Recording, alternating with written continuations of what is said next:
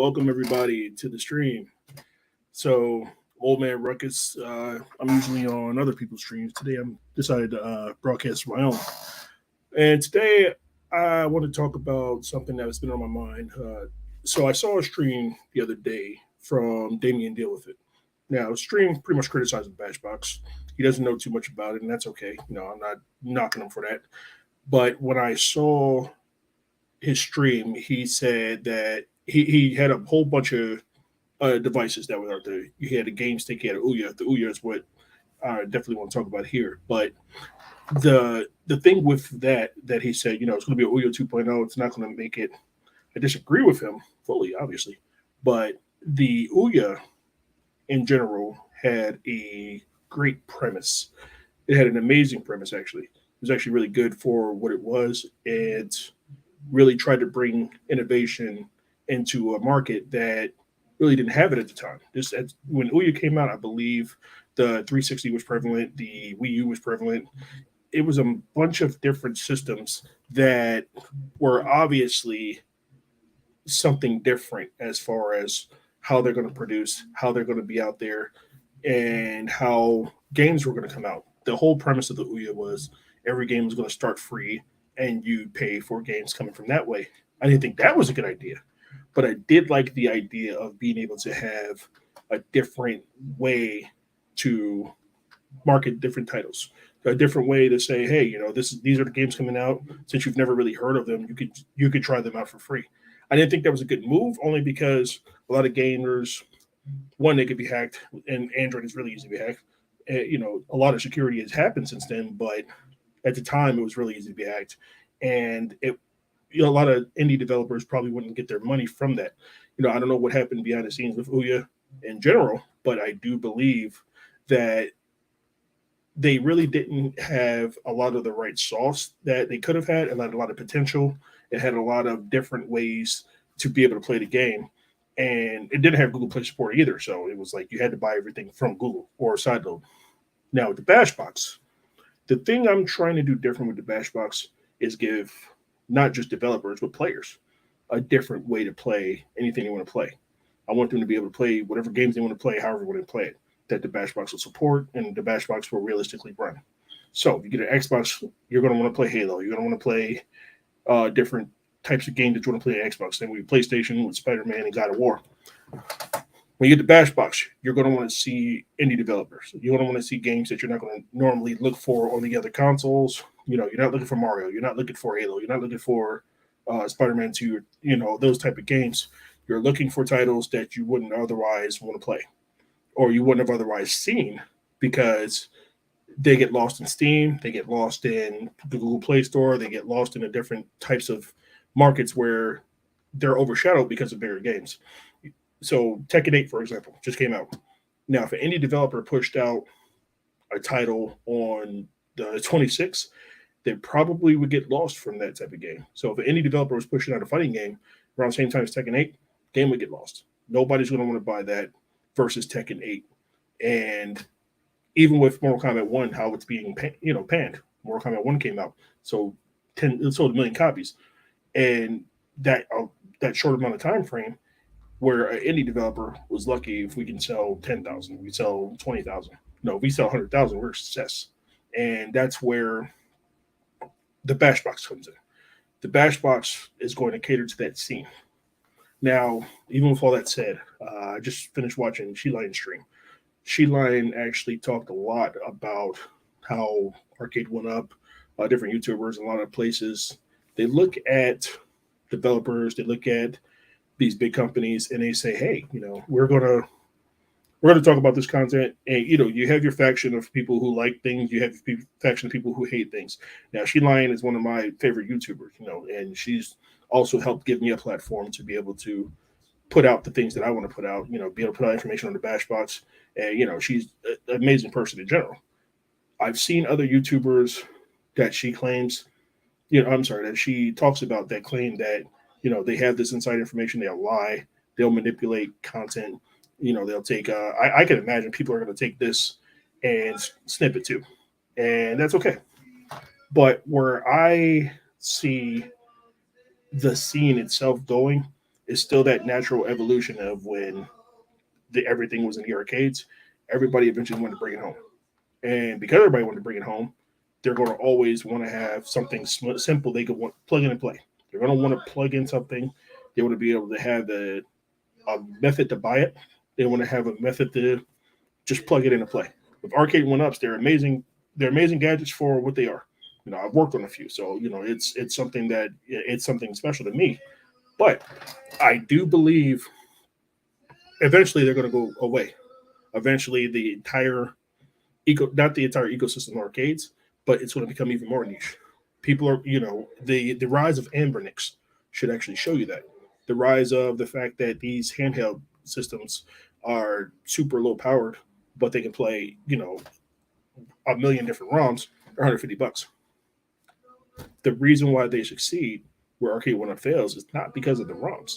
It's because of the fact that it's something simple and accessible. If Arcade One Up put Big Blue with every Street Fighter that's online on one of those handhelds, or if they were doing something that I'm doing, like the Bash Box, they would sell instantly. And the reason why they would sell instantly is because these titles are something people want to play, but they want to play in a sense that they have it accessible to them. It's easy for them to plug it into their screens. It's easy for them to play in the TVs or monitors, whatever they choose to play it on. If Arcade One Up was doing a Bash Box, I wouldn't be able to do one. It's just that simple. And you'll see play even if you look at games where they had the pucks, the things I worked on too, the Legends Core, uh, the Legends Core Max, different versions and variations of the Legends Core. The reason why they succeed is because they're basically the same thing and something you can plug into your TV. People all don't have space for arcade machines, and that's a fact. Everybody's not going to have a game room. Everybody doesn't have that ability. Some people live in apartments where they only can have either one machine, or some people don't have enough money to be able to afford these different machines that they want to play. People want to play Killer Instinct, but people don't have $1,000 to kick out for the arcade machine. That's okay. There's nothing wrong with that. Now, even with the Bash Box is $250. It's a reason why it's $250. I can't go into complete things until later on in the year when it's closer to launch, for different reasons, because John DMSI, they'll have my head. But there's a lot of mechanical things going on in the background. There's a lot of different connectors that's on the Bash Box itself. And that was to give even the people who do like the mod and tank a lot of different options to be able to connect to different things. So, there's not you don't have to buy too many different connectors that'll plug into another connector, that'll plug into another connector, that'll definitely plug into your machine. Now you have different GPIO pins and you have different GPIO inputs, so you can develop whatever you want to develop for this. You could take different connectors from other devices and plug it directly into there. That's what the Bash Box is designed for. And then when you don't want to do that, you don't have to open your case at all. Plug an HDMI cord, sync your controller, you're right there. That's all you have to do with these. And that's all I wanted to make it sure that it was able to do, is just connect to your system and play. That's all you have to do. And that's what's going to be more appealing to the players. So even when I see different people bashing and saying, oh, I got this Ouya, but you still bought the Ouya. You thought this Ouya was going to do the things that you thought it was going to do. The Ouya was high priced at the time too. You got the game stick. You thought the game stick was going to go the same route. You got the Evercade. The Evercade is actually doing an amazing job. Shout out to Swingflip for the work he's done on there. The scene itself is going to evolve with or without you. And YouTubers, different people who feel like they're going, they're making all this content based on this arcade or that arcade. They're going to have to evolve, or they're going to be making the same content on the same arcades, the same at games, the same arcade one-ups. And even with the at games 4K, there's nothing really different on there except you can play better pinball, you can play Killer Instinct, and that's okay. If that's what you want to play, that's perfectly fine. Because at games actually took out the ability to use coin ops and the likes from there, which I understand completely. They just got Microsoft. Let's see, Microsoft not trying to hear that. I understand it completely. And if I had to do the same thing for the customers' sake, if they wanted to play the legitimate ways to play different titles from licensing, and I had to remove different abilities from it, if it's in the best interest of the customer, I'll do it. And if it's in the best interest of the the community as a whole to be able to play games legitimately, I'll do that too.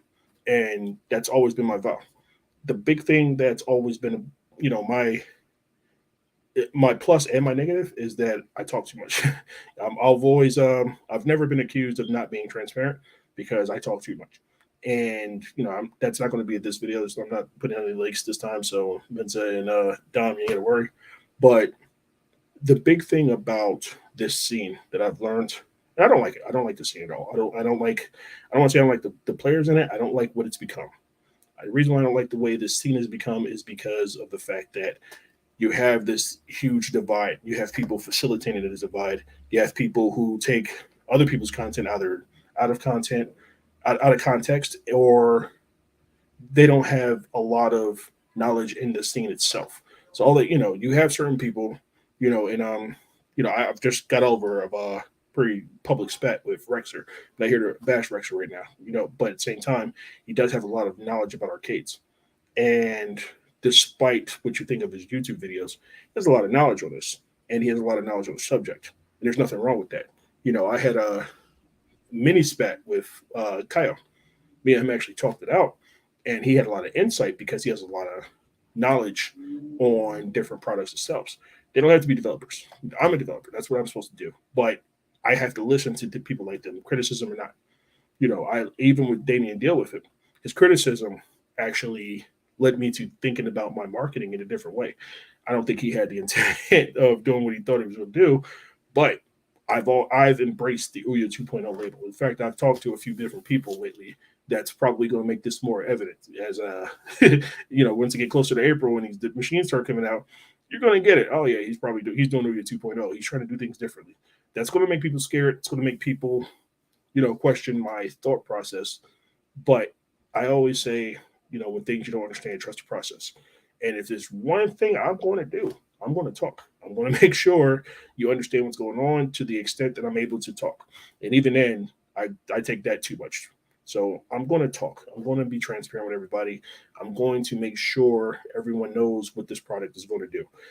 Not to mention people who don't like the product, from what I've seen lately, are the ones bringing in more pre-orders.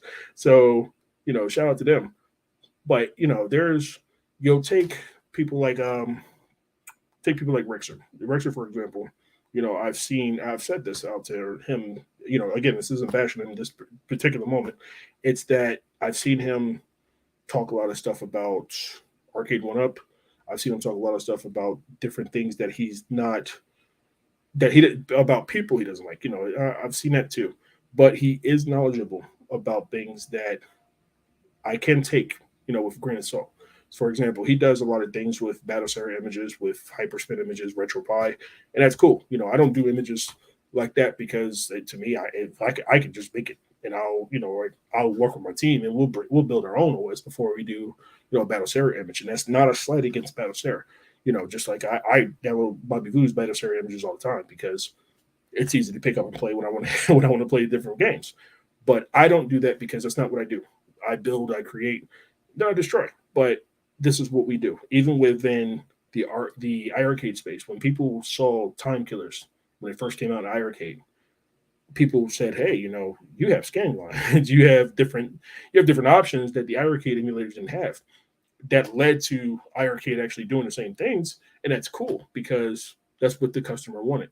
But I'd rather pioneer things. I'd rather build things that people never seen before. I'd rather build things that people aren't used to seeing because this is what I love to do. And even with the community. I've worked with Tile Killer. Big shout to Dan because he's an amazing person, by the way. And he did this, just because he wanted to see Primal Reach out there too. But we worked on a more arcade accurate version of Primal Reach that we were initially going to sell. We had deals in the works and none of it actually followed through. Gave it to the community. And it wasn't that we tried to hoard it. It wasn't that we tried to keep it from anybody. The whole purpose of Primal Rage was to say, hey, we want a real unit. We want a real release. So I had a Twitter discussion with somebody a couple days ago. And he said, I was hoarding Primal Rage. We're not hoarding Primal Rage. When I initially tried to give the link out on Twitter. Twitter gave me a warning or something saying that no sharing this link because it leads to. I guess they thought that they might have thought it was a virus or what have you. All right, cool. So what Chaotic Strike did was he provided a link to the Discord. Then the Discord, they built the community from there. It was never to hold it secret from anybody. It was to essentially build a community of people who wanted to test this out. And initially, we wasn't going to give it away to everybody until eventually it became, it wasn't going to get sold to WB. So cool, we'll just give it to everybody else. Let everybody else have whatever fun they want with it. WB didn't really care about it. Arcade went up. What is it going to do anything with it? So whatever, we'll do. We'll do what we want. We wanted this game to be played. It was never about trying to pirate it. We didn't want to pirate it. Technically, I guess that's what we did, but it wasn't about the piracy. It was about the game because there's a big, actually, pretty sizable community of people who want to play Primal Rage, people who play it now in Parsec, people who played it at Combo Breaker. The game itself is something special to a lot of people, and there's never been an arcade accurate emulation port of it. Ours is the closest one, and ours isn't perfect either because we stopped working on it, but it's still something big out there. So when I tell you we are not interested in what MAME does, other than me being a consumer of MAME, I'm not interested in Final Burn does unless I'm using Final Burn to play it myself. We do things the way Bash would do, and I think the way Ouya did it, a way their thought process and how they wanted to make things happen, which eventually led to what iArcade tried to do, and how they worked with developers to get stuff out there. In the end, it didn't work out well with iArcade or Ouya, but I think with the Bash box, I've become a student of a lot of different people who felt that the Bash box itself is a device that will be able to provide this for not just for independent developers, but for people who like to mod and think too. The whole premise of the Bash box is to spur innovation, to spur independent developers to be able to get different games out there, to be able to say, hey, I can't get my game on Xbox, but the Bash box is where we're going to have all of our titles on here, so you can get it out there. And then once you use the Bash box as a stepping stone, say, okay, I see all these sales on the Bash box. We'd like this on Xbox. We'd like this on PlayStation. Now these indie devs have more bargaining power. These big indie devs would say, well, look, we got 10,000 sales on the Bash box. You got to come a little more correct with how we're going to push it out there, because if we're going to use you to grow, we're not begging you anymore. And independent developers, that's the one thing, out of all of them, they're all humble because we have to be. But when you don't have to say, hey, I have something to rest my laurels on, I'm making sales through here. It's hard to get sales on Steam, but you have to have, even with Among Us being as big as it wasn't until a YouTuber picked it up and said, hey, this game is actually really good. And it was a huge YouTuber. Other people started playing it and say, oh, this game's great. They didn't expect to get that level of fame. Even with bowling, slowed down a bit, but bowling back then, it wasn't until I forgot who it was playing it, but they played it, and I got like 1,000 sales in a day, and it was huge for me. So out of bowling itself, it actually got in about 12,000 units that were sold out. And to me, that was pretty huge because this is what it did. I used that to pay the developers. Got my guys a couple, a case of beer, and that's what it was. It was a lot of work. It was a lot of work, a lot of work that paid off, and that's why we're doing a sequel now. So within these independent developers who don't have a home, who don't have a place to say, hey, we're going to be able to put our game here. We're going to say, hey, this is where our titles are. And if you want to play them, you can play with the Bash box. And the Bash box itself needs, I don't know how to explain this, but the Bash box itself, people say, hey, you got an RK3588 chip. This chip has been out for like 2 years. Look at the Nintendo Switch. Let's take the fact that it's Nintendo out the way. Nintendo Switch used the Tegra X1 chip. Tegra X1 chip came out, and it had to come out in 2014, right before the Shield TV came out. And the Nintendo Switch used it. Even there's a lot of, actually, I think almost all of the Switch version, except for Metal Gear Rising, for the Tegra X1, didn't come to the Switch, but Metal Gear Solid 2 and 3, Borderlands, a lot of different titles came on the Switch that were also on Shield TV, and they played all like crap. And the reason why they played like crap is because it was Tegra X1. It wasn't optimized correctly. The thing is, the games themselves were still good games. Borderlands, I still play on Switch, just like I played on the Shield TV. Still have my Shield TV. The Switch is just a slightly more powered version of that. That's fine because the Switch is still a Switch. You're still going to play Nintendo. You're still play Nintendo games. You're still going to play Smash Brothers. You're still going to play Mario. But look what it could do with a device that was 2 years old, or hardware that was 2 years old when it first got it. No one understood the power of it. I'm not saying I'm going to be able to replicate Nintendo's success, but I am saying there's going to be that one game that somebody can't get out there. They're going to have an audience in a bash box. There's going to be more of a way to put out their games, to be able to market better, to be able to get their games seen better on a bash box, even on iArcade. The premise was good, but it even got overshadowed by older ROMs. For games like not just bowling, but there was other indie titles that were there that got overshadowed by the Legend of Kage. So with games like this on a bash box, is where it's going to be able to shine. This is where games are going to be able to say, hey, you know, you have a home, you have a place where you're going to get your game seen. You're going to have a place where you're going to be able to get your game seen and get more money in the end from there. Because again, we offer 90% of your royalties, yeah, and that's completely out from the standard 70 80%. Every other device uses 70 80%. The industry standard in the indie space is usually 30%, I believe, where they take from you. We only take 10, and that's pretty much just storing your game and being able to afford the processing it is to use, to be able to play your game. But within the Bashbox ecosystem itself, your game will have a better home. Your game will have a better way to get itself out there. And the more people see your game, they'll be like, oh, this game isn't $69.99. This game is $29.99. This game is $5.99. Games like that, which are impulse buys, and games that are games that people are going to want to sit there and play. The Bashbox is where it's going to be better at it. So I also want to talk about the space itself. I've seen so many different things with YouTubers. I've seen a lot of different things with I recently just saw what looks like is a war between Console Fanboy and I forgot what the other guy's name was, and it's a whole thing of Block Console Fanboy. Now I've had my issues with Console Fanboy, and I don't really have them anymore. I don't really care. And Zohar, he's a funny dude. He comes on here, he comes on off the cuff a lot, and he says, "Hey, we're gonna, can this do this? Can this do that?"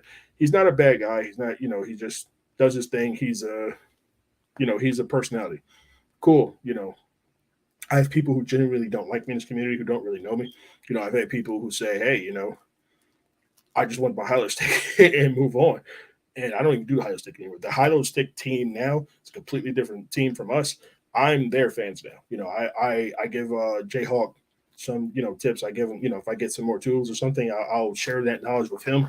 But I'm no longer in the hollow stick team. I don't do anything else with the hollow stick team. Neither does Neo. Neither does Fake Maria. Ryan. He'll every once in a while. I've seen Honky Kong and Acme Plus update their retro arc. But other than that, I don't see the same hollow stick team isn't there anymore because we moved on. There's a whole new team now that's doing bigger and better things than we ever thought we could do. So, shout out to Jayhawk for, his amazing work.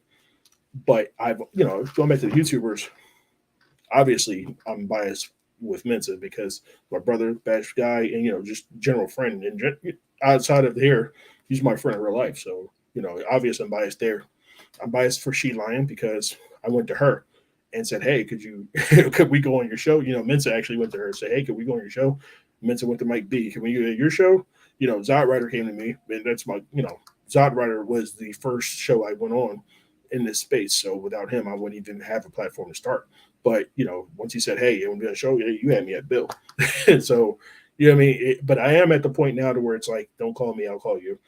And it's not because it's anything personal, because there's other shows I want to be on, but there's shows I can't be on. I have a publicist team now, so even this stream that I'm doing right now had to be cleared by Mensa. And if Mensa said, "Don't," maybe now's not the right time, I wouldn't do it. Dom said now's not the right time, I wouldn't do it because I got to think about the team in general and from what's going on from there. But again, going back to She Lion's stream, she made a lot of solid points about how developers get treated, about how content creators in general get treated. I don't consider myself like a YouTube content creator. I consider myself developer. I don't do YouTube for any monetary gain here. I do it to sell bash boxes. I do it to show off things that we can do with the bash box. I used to use it for old hacks that I don't do anymore. So I can say shit, fuck, pussy. I don't give a fuck because I'm not. I don't care. I don't get monetized. I'm not trying to be monetized either. So if you're looking to clip me, don't clip any of the cursing. But I do this because I do enjoy the some aspects of this community. Again, I'm not a big fan of the arcade one up, the iArcade, this whole scene in general. I don't like it. I don't like the divide. I don't like being in this place. It's extremely toxic. I do like a lot of people here. I like, despite what people say about UAG, he fucked up really bad. I've yelled at him about it. People are gonna yell at him about that for a while, but that's my brother. I love him to death. So, you know what I mean?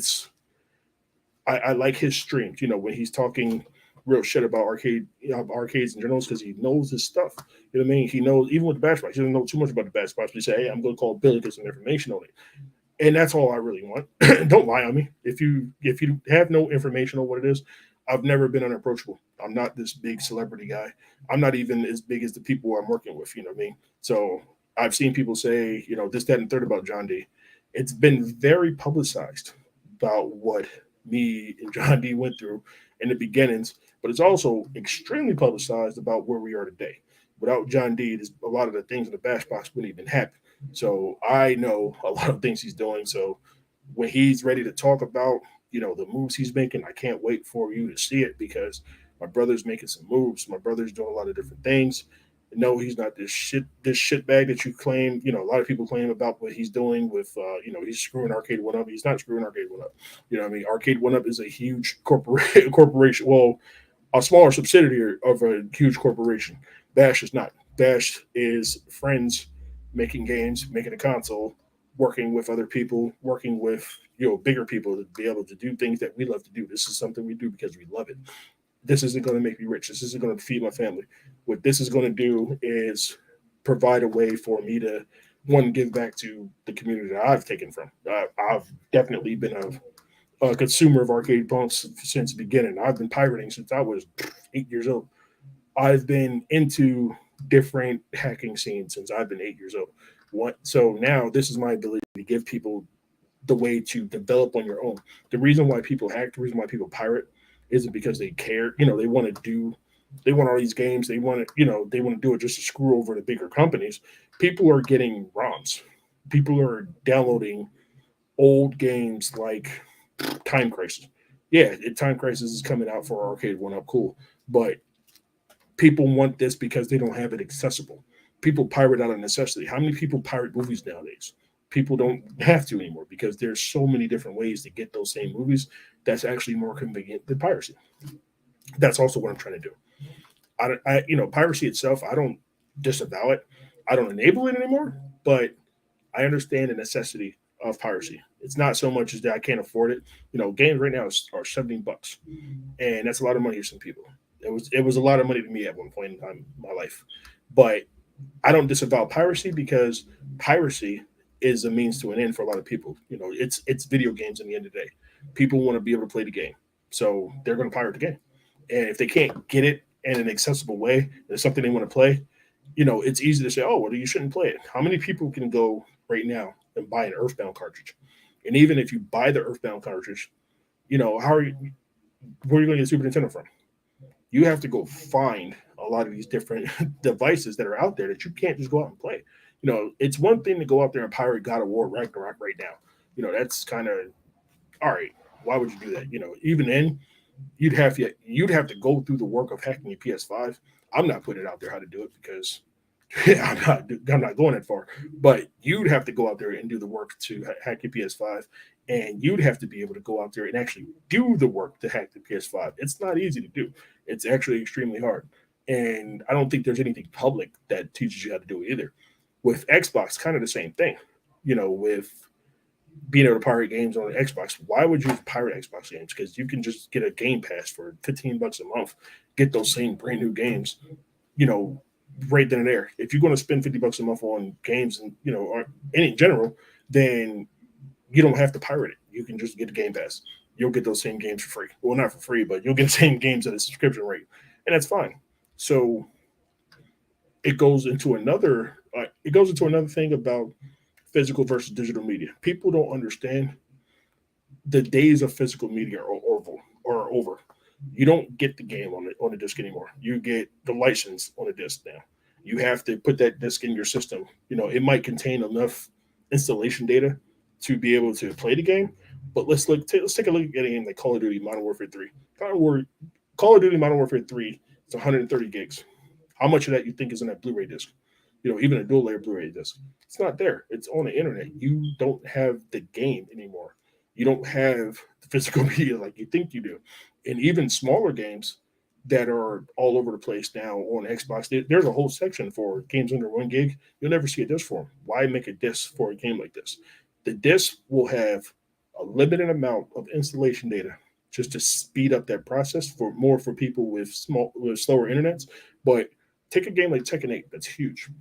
You won't If you put the disc in your system, you'll notice it's not all coming from that disc. It probably won't come from that disc at all. You'll just start downloading Tekken 8. You'll start downloading day one update, and it'll just come on your system. You know why? Because physical media is dead. You have this disc, and that disc is just to say, hey, you have a disc. You can let a friend borrow that same disc. And I take that back. Physical media isn't dead because it's kind of Switch does have the games on the cartridge, but Switch doesn't have all those games on the cartridge. If you look at games like Mortal Kombat 1, those games are not on a cartridge. Those games are not there, because the Switch has a maximum size of I think about 64 gigs, but you're not going to spend the money for a 64-bit Switch cartridge. You're going to spend the money for a 16 gigabit one and just have the rest of it streaming from the internet. And that's how they make their money. Physical media has been dead, and people just don't get it yet. Hey, I want to have the disc. Even if the disc is scratched nowadays, you ever notice that your games don't skip anymore? You don't hear the music audio skipping, you don't see the video skipping because it's already in your system.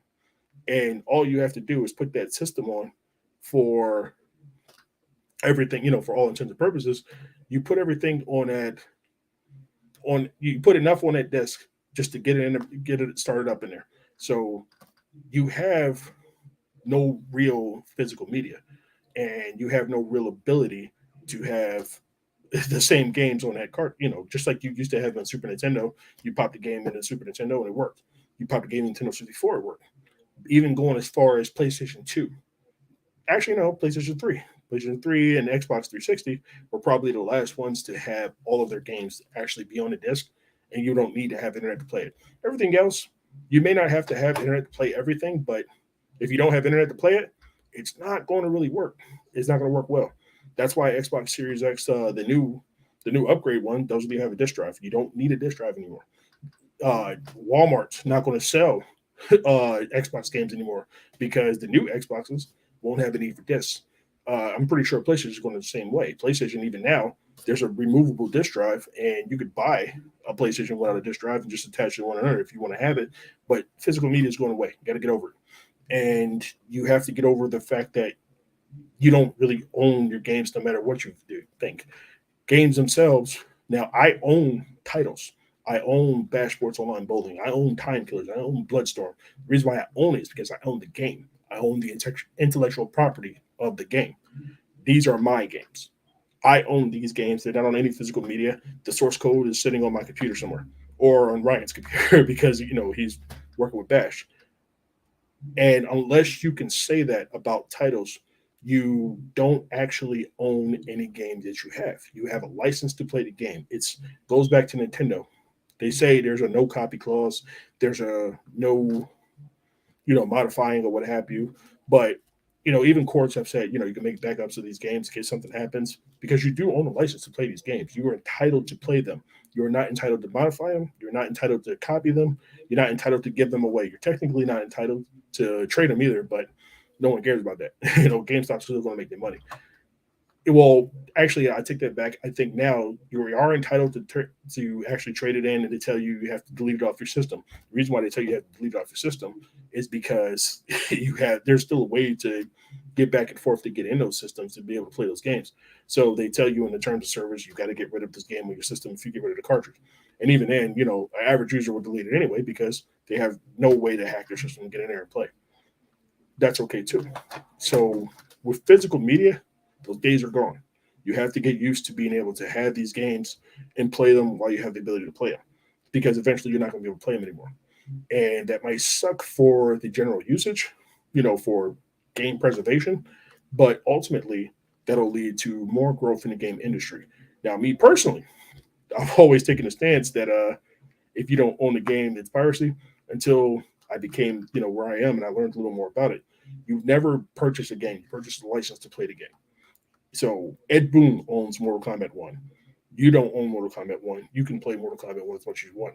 I have a bunch of games in my system that I've been playing. I've been playing Tekken 8 earlier today, playing Call of Duty earlier today. I do not own Tekken 8. Namco does.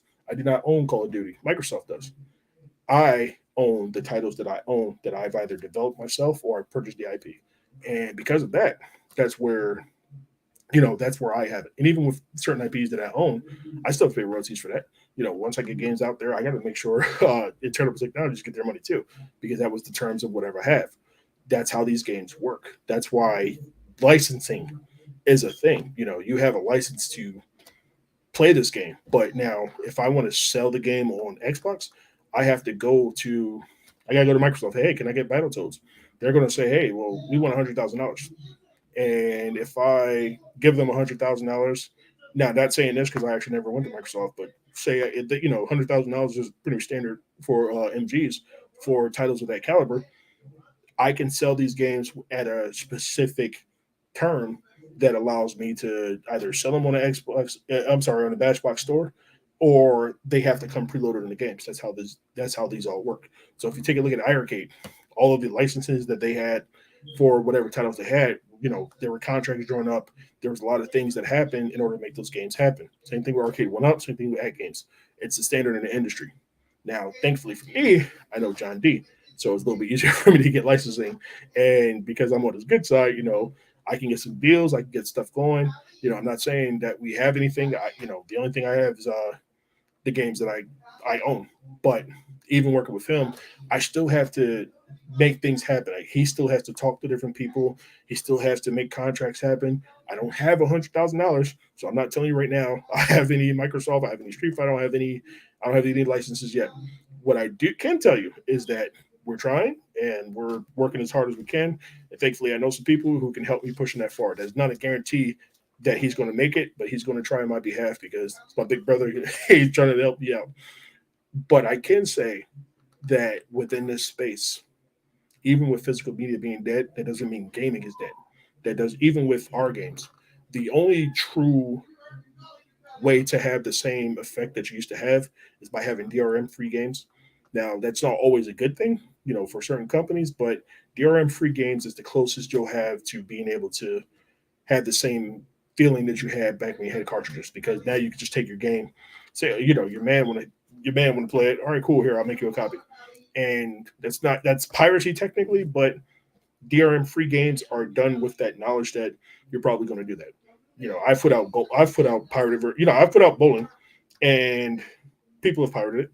I don't care because I want people to play the game. You know, Tank Bash was super pirated, and it was leaked. It was put out there without my consent. I didn't really care because I wanted people to play the game. I thought it actually did a lot better than I thought it would do. It was a bigger hit than I thought it was going to be. And instead of, saying, hey, you guys pirated my game, I didn't want you to do that. Nah, I increased the server space. I increased the server storage. It led to the Tank Bash release on PC. The Irrigate one that we're still trying to figure out how to fix is for those guys. But it led to a lot of innovation in general. People wanted to play the game. People couldn't play the game, so they had no choice but to pirate it. Once I gave people a way to play the game, they bought the game. And that also probably contributed to that 1,000 bowling sales in that one day too. But once people had a way to play the game, they would play the game. It's $5 and now it's only like $2.99. But I constantly make sales for people who don't want to spend a lot of money on there. I constantly make different ways available to play the games because I want people to play the game. I don't want to get rich off this. If I get rich, cool. I love it. If I'm able to take care of everybody around me because of gaming, I love that too. I love what I do. But ultimately, I don't have any cartridges. The only cartridge that I have that's anybody in Bash, it's not a Bash product, it is Honky Kong's product, it's Honky Pong on Nintendo. He made that for me. So it's like the only one in existence, and I love it. I'll never give it away. But other than that, I don't have any games on cartridge anymore because I don't really have too many Super Nintendo. I won't say I don't have too many more. I got a couple of games that are important to me. I got Gundam of Super Nintendo. I got Chrono Trigger. I got Honky Pong. I got Mario 3 is still on my Nintendo. So these are the only physical games that I have. Everything else is all digital. Even if it's not digital, I do have like multi cards and stuff because even if I buy it or 3DS where I can't buy games anymore, I only way to buy it. This is what I gotta do. And I'd rather pay for the game, but if I can't get the game and it's something I want to play, the developers aren't going to be supported anyway. They're not going to get any money from it. I can't go if I go buy a Chrono Trigger right now from eBay, it's either going to be about $50 or $200. There's no way of knowing which one is real and which one is fake. They both play on Super Nintendo just fine. And because of that, developers themselves will not benefit from it at all. And even then, smart developers take a look at that and say, okay, if people are going to pay 200 for Chrono Trigger, maybe I should do a new one on Xbox. Maybe I should do a new one on PlayStation and sell it for $14 because more people will buy it $14 and more than people will buy it for $200, and they'll make even more money. That's the way to support developers. That's how you get developers to support themselves. Take existing code, make some changes, update it as much as possible, which they've done with Chrono Trigger over the years, and re-release it. People will buy it every time. I'll buy it every time. Street Fighter 2. Street Fighter 2 is on almost every system imaginable. And there's like 50 different arcade one-up releases of it. So people have multiple ways to play Street Fighter 2. I don't see too many ways to play Street Fighter 3. I don't see too many ways to play Street Fighter Alpha. Street Fighter Alpha and Street Fighter 3 are two of the biggest games on Fightcade. They probably should be looking at that. They probably should be looking at the fact that people will still play Third Strike online. People will still play Third Strike through the Street Fighter collection. People still play Street Fighter and will continue to play Street Fighter. People will still play Ultra Street Fighter 4. People still play Street Fighter 5. I currently play Street Fighter 6. I play all of them. I can compete with the best of them too. People still play Street Fighter the movie. Now, Street Fighter the movie is different because it has actual actors, different rights. That might not get re-released, but the other Street Fighters, they probably should be looking at if they're going to do another arcade, not release Street Fighter 2 again.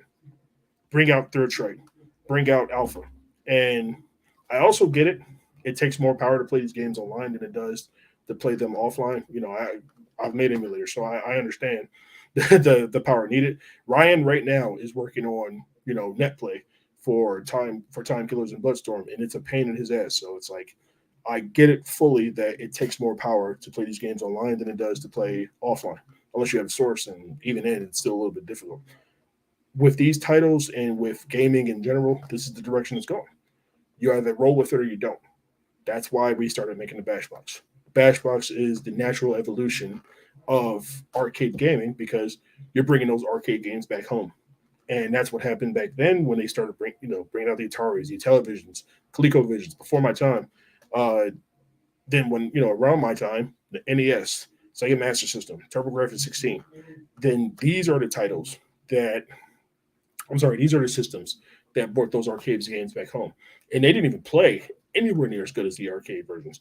Even when Genesis came out, in Mega Drive for the guys in the UK, Altered Beast was one of the games I seen that I really wanted, and it looked nothing like the arcade game. I didn't even care because I just wanted Altered Beast. I used to play it in arcade. I want to play it at home. Contra, Contra is probably one of the best examples. I think I've only played it like once or twice in the arcade. When I played it on NES, I couldn't tell a difference at the time because I was like, 7 or 8. But I could remember that Contra looked a lot better on the arcade. I didn't care because I could play it at home. Now, you don't have that same experience. Now you have gaming in general where you're able to bring out the same game that was in the arcade that was at home. Tekken 7 is probably the best example of it. Tekken 7, I believe, was the last Tekken that came out in the arcade. That came out in the arcade first, and then they brought it home. Then Tekken 8 came out. Tekken 8 came out in consoles. Tekken 8, I don't think is an arcade yet. So it's that natural evolution, and that's what we're doing with the Bash Box.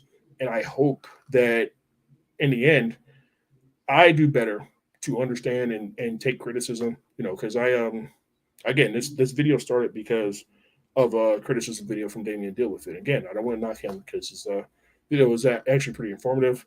I didn't like certain things, but There's a lot of things he didn't know, and there's a lot of things he didn't know because I didn't put out the right way.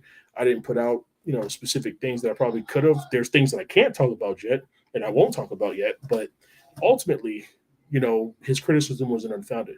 Now, I've also seen two different criticism videos based just solely based on the fact that YouTubers picked me up.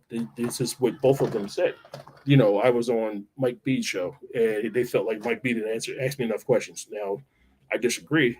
Especially with Sheline show. Sheline actually asked me a lot of hard questions that I hope I was able to answer. I wasn't able to show off the things I was able to show off. I can show off now with Sheline, but I do believe I was really informative. If I wasn't, I'm pretty sure I can talk with her, and then I can show off a lot of different things with her because she allowed me that platform. As long as she's not busy and she's willing to have me back on the show, I'll go back on the show anytime she asks me to. But this is what we do, and as we show off more and more, more and more exclusives, and then different titles that we're bringing to the system, then I'll be able to show off more on YouTube. I'll be able to show off more on these guys' shows. I'd love to do everybody's show, because I get requests literally all the time. There's like two or three that I really want to be on that I can't be on because my publicists tell me no, now I'm not the right time. So I got to deal with that too. But ultimately, I'm not a YouTube celebrity. I'm not a YouTuber. I can come on here and say fuck, shit, damn, pussy, all that stuff because I'm not monetizing either. And also, when people clip me, they can get demonetized. They'll have to censor me anyway. But I do feel in the end that I do have a good product, and I am doing this for the right reasons. And I do need to accept criticism a little bit better because ultimately, that criticism, dating back to even with bowling, how me and Mensa became friends, is because there was a group that people used to come to me and say, "Hey, these guys are just bashing. These guys are talking about this, that, and third." I applied to the group. I said, "Hey, you know, if you have a problem with me, you have a problem with my title, here I am. Let's talk about it." Everybody in the group swarmed to me and didn't give me hate. What they did was say, "I don't like bowling. Bowling." They said bowling sucks because of this reason. If you did this a little bit better, then this would I would want to play this game more. But I bought this game and I felt like it's crap because of this particular reason. I said, say less. I went on. Me and Fairs got together. We started making a crap ton of changes, and we came out with Bash Bowling version 2.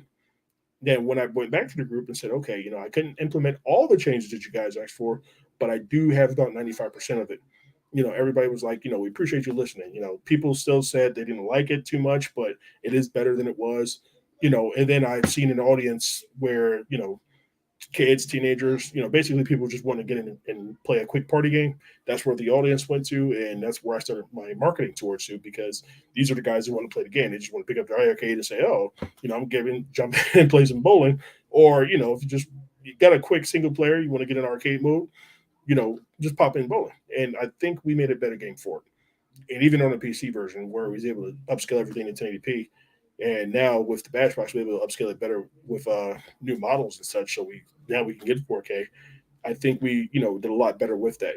Within this space in general, I I feel like I'm better at taking criticism, but I'm not completely there. I'm not innocent. Even this spat I had with Rexer, I'm not innocent by far. I took things personal. I made things personal. I shouldn't have. So I'll apologize for that. But ultimately, what I mean? I still feel the way I feel about a show in general, to where I feel like he does bash a lot of things that are popular for that reason. But I will concede that he is very knowledgeable in this space. So a lot of things I can take and a lot of things I can learn from. But ultimately, he's not a show I'd probably go on, and he's probably not going to invite me on a show. We're just there. It's not a divide anymore. It's that you go your way and I go mine. But I'm also not going to be out there and bash him anymore, and that was something I probably shouldn't have done in the first place. But I did take it personal. My skin went soft for a little bit, and I didn't think before I acted. I just went ham on him. I probably shouldn't have did that. And despite personal feelings towards him, I definitely shouldn't do. Got to keep it personal. I'm sorry, got to keep it professional. Can't make it personal. Got to keep it business. He's going to criticize me. He's not the only person to after that. It's a wave of criticism videos, and none of them were actually all that helpful. Nobody said, "Oh, well, you can do this better." Everybody said it's just another Android box. No, it's not. It's just another emulation box. It's really not that. I've seen different people say different things that they felt, and that's okay. Everybody's entitled to their opinion. The only person whose criticism video actually made me think was Damien deal with it, and that's where the title of this video came from. Bash Ouya 2.0. Yeah, that's probably the best way to describe it, and I'm okay with that.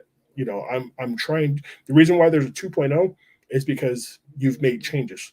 You've made changes to a formula that started to work, but something went awry. You made changes to a formula that you might have thought was going to work. The basic premise was a good idea, but the execution was off. 2.0. That's not a sequel. It's 2.0 version. That's why there's Bash Bowling now. 2024 is not a sequel. It's the version 3. So even with Ouya 2.0 label, I'm going to embrace that. I'm going to accept that. And I'm going to try to make the right moves that they did. And I'm going to try to not replicate their mistakes on what happened with that. But ultimately, this is for the betterment of the community at large. It's to support my team, and when my kids get over, go to Logan Tube and check out his stuff because he's 30 times better than I am already. When you see people like that innovating, they're saying, "Hey, Bashbox is giving me inspiration. I want to get my games on Bashbox. I want to be able to do the things that I want to do." I hope they're able to pass that on when they get to my shoes and say, "Hey, I'm here. Let me try to bring somebody else up here." But I want to thank everybody for listening to my almost hour-long rant. Again, bashgamestudio.com. Get your pre-orders in because you're going to be pleasantly surprised when it gets here, late April, early May. Thank you guys.